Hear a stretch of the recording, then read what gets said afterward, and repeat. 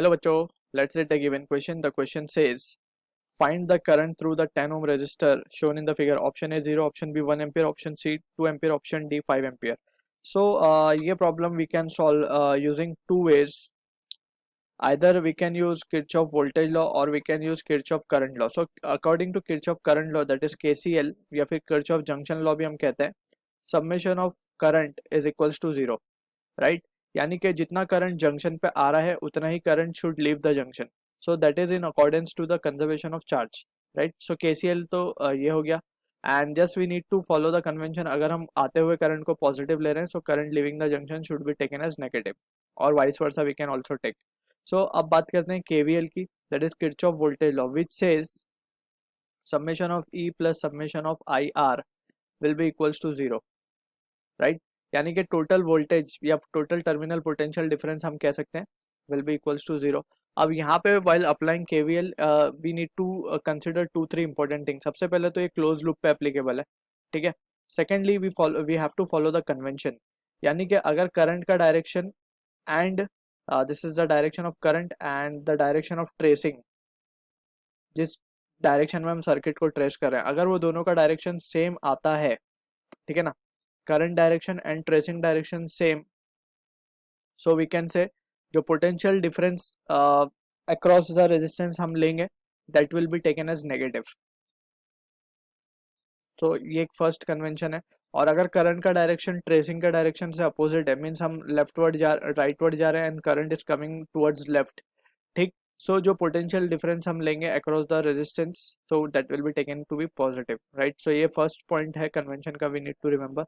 Also if we are moving towards right and we are facing or we are coming across a battery source जिसका positive terminal पहले मिल रहा है हमें, फिर negative terminal मिल रहा है, so in this case we will take the EMF जो भी होगा बैटरी का, दैट टू बी नेगेटिव. जो भी बाद में सिंबल आएगा हमारे पास, जैसे यहाँ पे afterward it is coming negative, so हम इसे नेगेटिव लेंगे. So this is how we can remember the conventions and we have to follow the convention while applying KVL, right?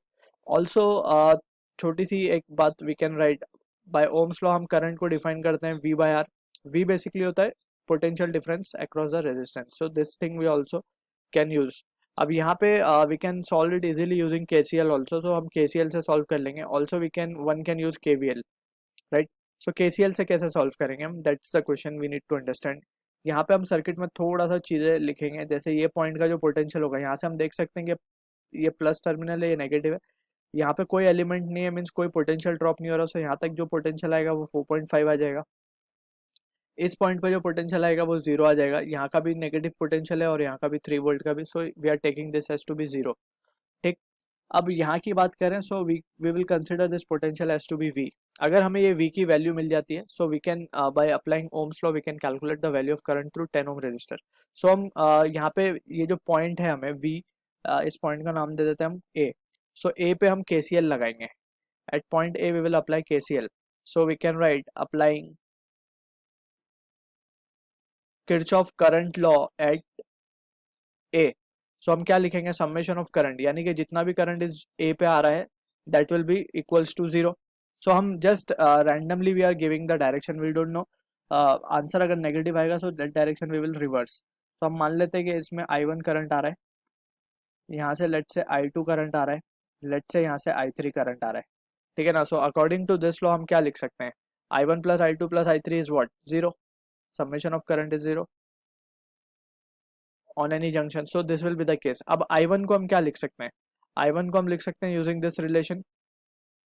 I1 को लिखा जा सकता है 4.5 minus V, right? We don't know कि कौन सा पोटेंशियल ज़्यादा है कौन सा कम है, just we are writing V minus 4.5 भी कोई ले सकता है. तो जस्ट वी आर टेकिंग, हमने डायरेक्शन क्योंकि इस तरफ माना है, वी नो के current flows from high potential to low, so 4.5 को हमने ज़्यादा मान लिया है V के मुकाबले. That again we don't know कि ज़्यादा है या कम, तो V बाय R ये हो गया. प्लस I2 की अगर हम बात करें, सो I2 में हम देख सकते हैं 3 माइनस V लिखा जाएगा, 3 minus V by R means 10.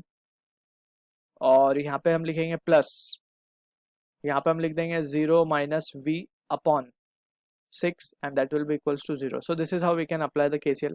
अब यहाँ पे just we will cross multiply the things. अगर हम पहले इन दोनों को सॉल्व कर लेते हैं, सो यहाँ पे हम देख सकते हैं कि just we can have the value 9 minus 2v minus of v divided by 6 and ये आ जाएगा 3 minus v by 10 and that will be equals to 0.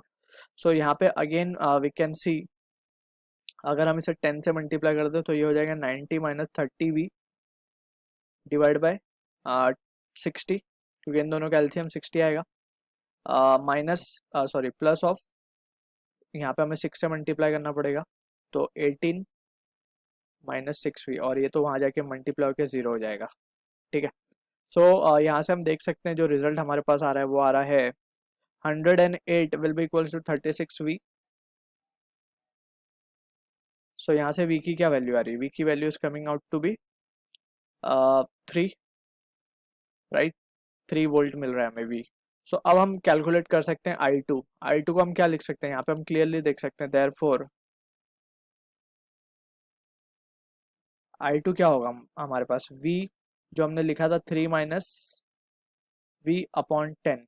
अब v तो हमें 3 मिला है, सो 3 minus 3 will be 0. So answer i2 का करंट क्या आ रहा है हमारे पास? 0 एम्पियर, या फिर जस्ट 0 ही हम कहेंगे. So option A is the answer to the question. I hope you understood the solution. All the best.